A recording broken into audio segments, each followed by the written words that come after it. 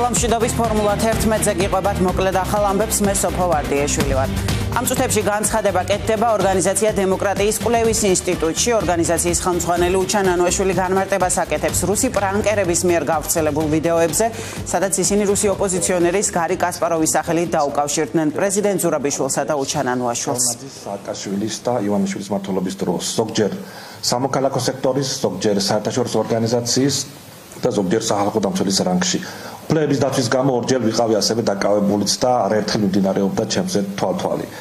სხვადასხვა პერიოდში. და მიუხედავად ამ ყველაფრისა 29 წლის განმავლობაში მე ვახერხებდი და ვაგრძელებ მოქალაქეების დახმარებას, მათი უფლებების შელახვის დროს, ვინც არ უნდა ყოფილიყო ხელისუფლებაში და გასაგებია რომ ხელისუფლება არასოდეს არ არის კმაყოფილი უფლება დამცველების მუშაობით, რადგან ჩვენ ვსაუბრობთ იმ პრობლემებზე, რომლებიც რეალურად აწუხებს ხალხს. სხვადასხვა დროს, სწორედაც რომ სხვადასხვა ორგანიზაციები გვეხმარებოდნენ ამ საქმიანობაში. მათ შორის დონორი ორგანიზაციები, მათ შორის მხარდამჭერებიც ყავდა, თუმცა ისინი ციცულებოდნენ წლების განმავლობაში, მაგრამ არ შეცვლილა ჩვენი საქმიანობა, ჩვენი მიზნები, ჩვენ კვლავ უფლებების დარღვევებს, მის დოკუმენტირებას ვახდენდით ადამიანის უფლებების საკითხებზე მუშაობას. და მთავარი ფოკუსი იყო სწორედ უფლებების დაცვა, კანონის უზენაესობის ხელშეწყობა და საქართველოში ევროპული სტანდარტების დამკვიდრება. ბოლო დღეები ვრცელდება სხვადასხვა სიუჟეტი, რასაც მოჰყვა პუტინის, დუგინის და გავრილოვის ფანების ჟრიამული რუსულ სივრცეებში, მათ შორის ინტერნეტ სივრცეებში.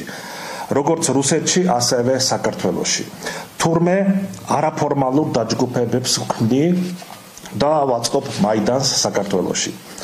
მოდით ერთად შევხედოთ თუ რა ხდება სინამდვილეში და რასთან გვაქვს საქმე. რა თქმა უნდა, ეს სიუჟეტი, რომელიც გავიდა რუსულ პირველ არხზე, პუტინის მთავარ არხზე მოსკოვში, არის ფალსიფიცირებული და დამონტაჟებული.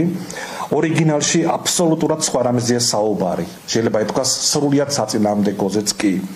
საუბარია გასული წლის ნოემბერ-დეკემბერში აქციების მიმდინარეობის დროს ეგრეთ წოდებული ტიტუშკების მიერ არაფორმალური შეიარაღებული ბანდიტური დაჯგუფებების მონაწილეობაზე მოქალაქეების დარბევაში, ადამიანთა წამებაში, არასათანადო მოპყრობაში და ეს უკანონობა გრძელდებოდა დღეების განმავლობაში.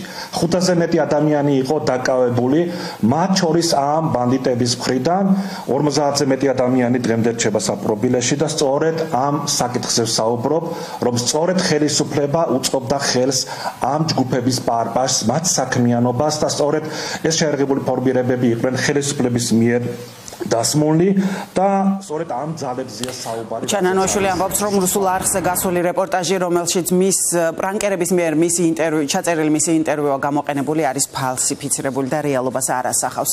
ამ წუთებში იწყება თბილისის